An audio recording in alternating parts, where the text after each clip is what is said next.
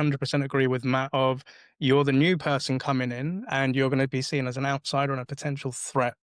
And there can be so much, what do you call it, want, knowing what's wrong and trying to rip apart stuff and pull stuff and pull a process. But you have to remember that any changes that you're going to implement are going to take time and going to take compromise as well. So I did what you're about to do a few years ago on a project, and I'm happy to share kind of like what happened. And if you guys want to take screenshots, you're more than welcome to.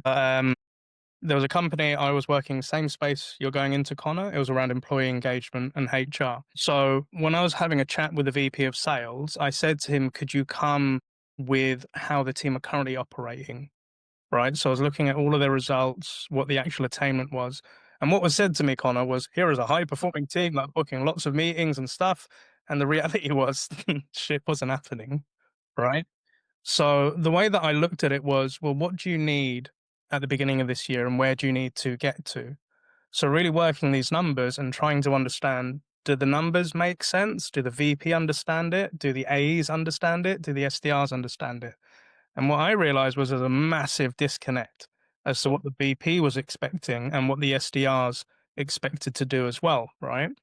So my 30, 60, 90 was very light. And I looked at it in three ways. Number one, first month is just observations, right? See how stuff works. Don't try to change anything. Don't come in, with all this brute force. Month two was, you know, reviewing what's not working, but making small tweaks, but bringing in quick wins. So if Yeah. Mohammed was my brand new SDR and he was struggling on cold calling, that's the quick win I'm going to work on. Matt Banks is booking meetings like nobody's business. So it's like, how do we get higher, bigger opportunities? Not let's revamp Matt's whole strategy, but how could we get him bigger? And then within day 90, that's kind of like, here's what I've seen. This is what needs to change. And this is how we're going to do it. Right. So, day 30 is just get to know the team, get to know the processes, learn about the product. What's the ICP? How are we going after that? What does the messaging look like? In day 60, that's where I bring my skills. So I've worked in other companies, but what can I do? Sales calls, meetings, messaging, daily operating rhythm, what's kind of like our OKRs or objective and key results, and, try and help with opportunity. I'm not making big boy changes. And then day 90, it's right. Over the next couple of quarters, what do we need to do to get everybody on their A game? And what do I need to do as a manager, right? But to Matt's point, this is all aspirational. But to a head of sales or VP, it shows that you have the right thinking. But this may not go to plan 100%. And there's going to be a lot of tweaks and changes. And when I was running through this, I was saying, look, these are all the things that we need to start thinking about where I see gaps, but this is where I can bring in, my skill sets. Yeah. Then if we go into what actually happened after a quarter, then it's providing results. So make sure you document everything of your observations, your evaluations, right?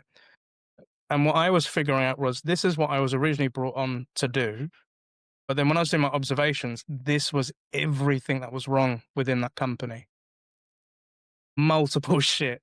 Yeah. And when the VP and head of RevOps are like, I just don't know, like they're booking a high volume of meetings, but they're not converting. I was like, there are so many things that need changing, right? So this is what we then did over 9 months. And there was a lot of blood, sweat, and tears. So there was coaching, 2 SDRs were put on PIP. One person qualified themselves up. We needed to have weekly like team syncs, there was ad hoc training requests and all of that.